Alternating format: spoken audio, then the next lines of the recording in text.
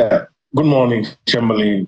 From the deployments of the Center for Transparency Advocacy and the various reports that our observers have sent in, plus eyewitness accounts from our boots on the ground, I can substantially agree with what Mr. Ekwele, his own assessment, which is not too far off from our predictions of how the elections might be.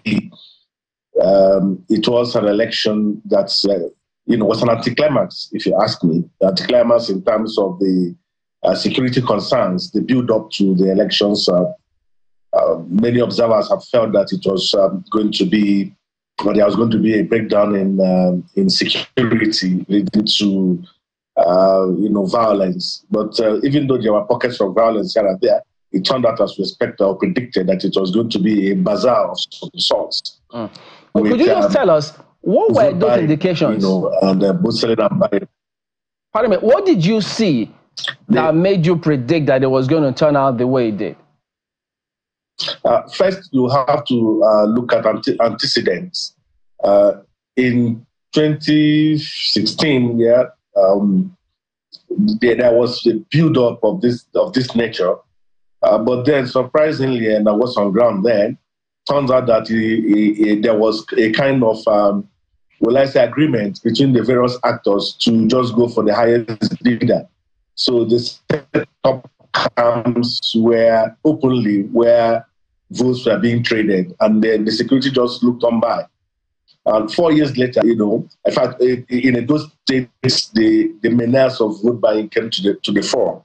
And 4 years later, it was repeated. So we saw the build up to these elections and how the canvassers were, putting a price tag on votes. And some of us had predicted that it could go as high as 15 to 20,000. Our fears were basically affirmed because that was what happened during the day. It was just about who was the highest bidder, and that was what you saw in many places. So that could explain why the candidate of the Labour Party was not there to be found, because he was more or less bought out of the market. And again, if you also saw how some of the canvassers were going about, the mobilization.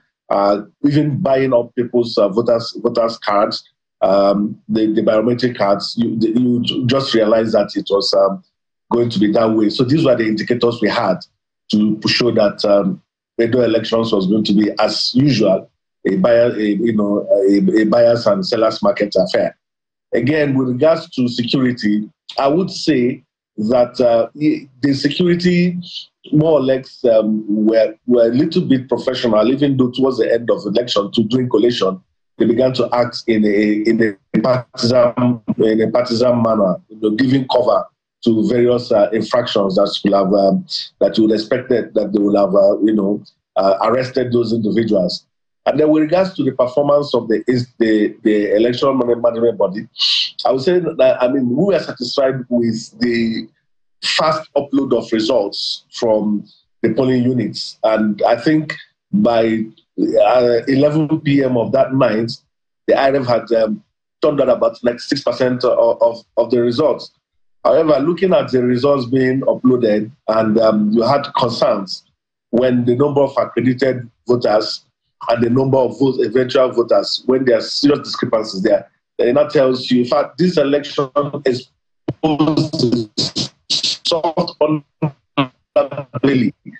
of the newspaper, one of the newspaper front page, you said there, the former President just saying that politics itself is not dirty, but what is actually dirty is politicians. The politicians came up to play, and they somehow found a way to make a mess of the process, where you see the discrepancies in the statistics that you have on IREV.